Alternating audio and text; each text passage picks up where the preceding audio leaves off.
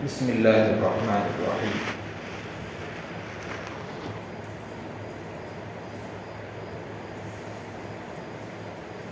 اللہ رب العزت قیامت کے دن انسانوں سے اور جنات سے یہ پوچھیں گے کہ بھائی ہم نے دنیا میں رسول بھیجا تھا، بھیجنے کے بعد سارے دلائل بھی بھیجے تھے، آپ نے اس کے اوپر عمل نہیں کیا، اس لیے قرآن کے اندر فرمایا، اسی آیت میں آگے کی آیت میں فرمایا کہ وہ رسول کا بھیجنا یہ اللہ کی رحمت کے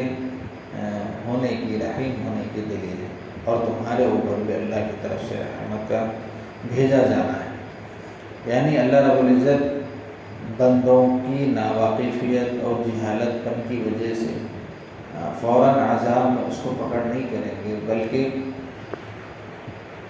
انبیاء کو بھیج کر کے ساری چیزیں واضح کر کے پھر اگر وہ عمل نہیں کرتے ہیں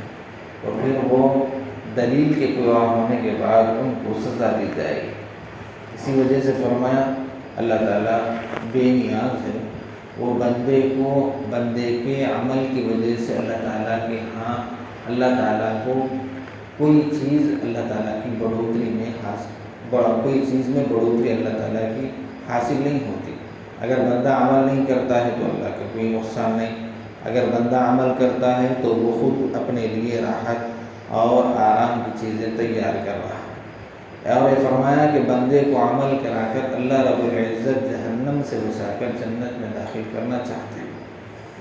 اور یہ بھی فرمایا کہ جب بندہ یہ ساری چیزیں ہونے کے باوجود بھی اگر وہ اپنے سرکشی پر ہے تو پھر اللہ رب العزت فرما رہے ہیں کفار اور مشرکین کو کہ بھئی دنیا کا ایک نظام ہے کہ دنیا کا نظام کیسے چل رہا ہے، جیسے باغات ہے،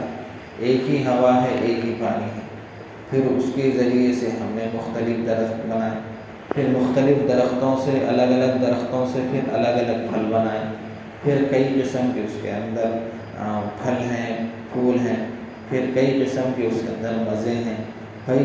بعض ایسے درخت ہیں جو سہارے کے ذریعے سے جیسے بیل وغیرہ ہے، اور بعض ایسے درخت ہیں جو بغیر سہارے کے، تو یہ ساری چیزیں ہیں، تو نظام کون چلا رہا ہے؟ تو اللہ رب العزت مشرکین مکہ کو غور کرنے کے لیے جو اللہ رب العزت کے ساتھ شرک کرتے ہیں یا دوسری چیزوں کو مانتے ہیں، ان کو یہ سوال کیا جا رہا ہے قرآن میں، تو اگر اللہ رب العزت کے علاوہ بھی کوئی دنیا کے اندر ہے تو پھر یہ سارا کا سارا نظام کون چلا رہا ہے؟ اس کے بعد فرمایا حالات تو ان لوگوں کے یہ ہیں کہ یہ لوگ تو اللہ رب العزت کے اوپر اعتراض کر رہے ہیں، ان کے اوپر اور ان کی زندگی کی حالات یہ ہیں کہ بھئی ایسا ہوتا ہے کہ یہ لوگ جب بھی حالانکہ اللہ کو بھی مانتے ہیں اور ساتھ میں مشرکوں کو بھی مانتے ہیں، کہ بعض مرتبہ ایسا ہوتا ہے کہ کھیتی میں سے کچھ حصہ نکلتے ہیں تو نکلنے کے بعد بعض حصے اللہ کے نام پہ رکھتے ہیں اور بعض حصے بتوں کے اور مشرکوں کے نام پہ رکھتے ہیں، اور تو اللہ رب العزت فرما رہے ہیں یہی بڑا ظلم ہے کہ اللہ کے ساتھ کسی دوسرے کو شریک کرو۔ اور بعض مرتبہ ایسا ہوتا تھا کہ کبھی کہ فصلیں وغیرہ نہیں ہوتی تھی یا کچھ نقصان ہو جاتا تو اللہ کا جو حصہ وہ نکالتے تھے اس میں سے کوئی کھانے وغیرہ کے لیے استعمال کرتے، اور بتوں کا جو حصہ ہے اس کو اندر کوئی چیز کی کمی بیشی نہیں کرتے،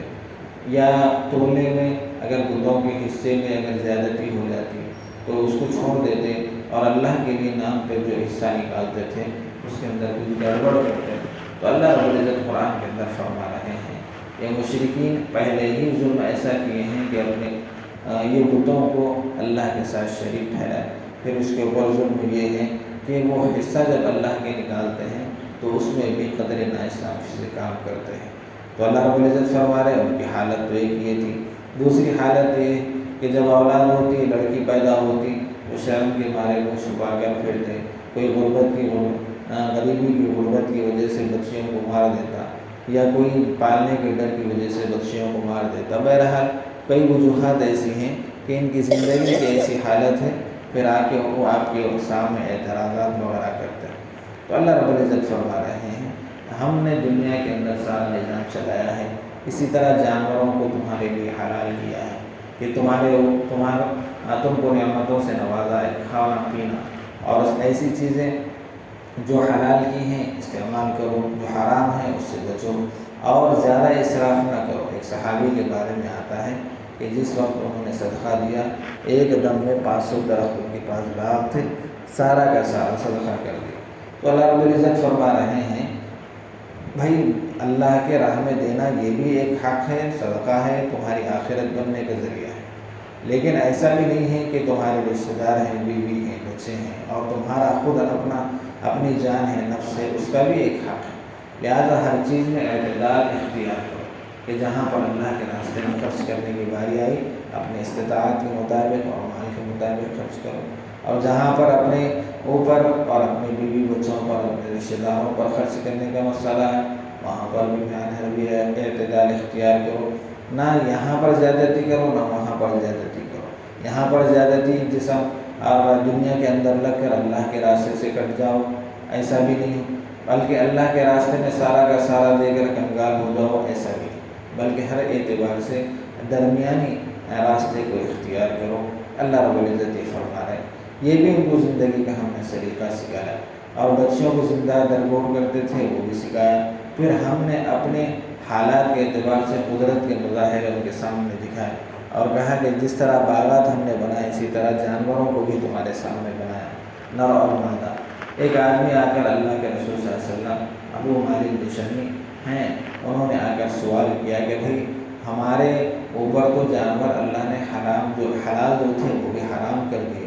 تو اللہ کے رسول صلی اللہ علیہ وسلم نے فرمایا کہ بھئی ایسا نہیں ہو سکتا کہ بھئی اللہ نے جو حلال چیزیں تمہارے اوپر حرام کی۔ اللہ کے رسول صلی اللہ علیہ وسلم نے جو سامنے والا سوال سوچ کر آیا تھا، فوراً اللہ کے رسول کی زبان یہ نکلا کہ بھئی اللہ نے گائے کو بنایا، یعنی گائے کو بنایا، گائے کو بنایا، دو جوڑی بنایا، بکرے اور بکرے کا جوڑی بنایا، اونٹ اور اونٹنی کا جوڑی بنایا، اسی طرح 4-5 قسم کے ایسے جانور جو عام طریقے سے پائے جاتے ہیں انسانوں کے درمیان، اور ان کو حلال کیا ہے اور تم نے اس کو حرام کر لیا۔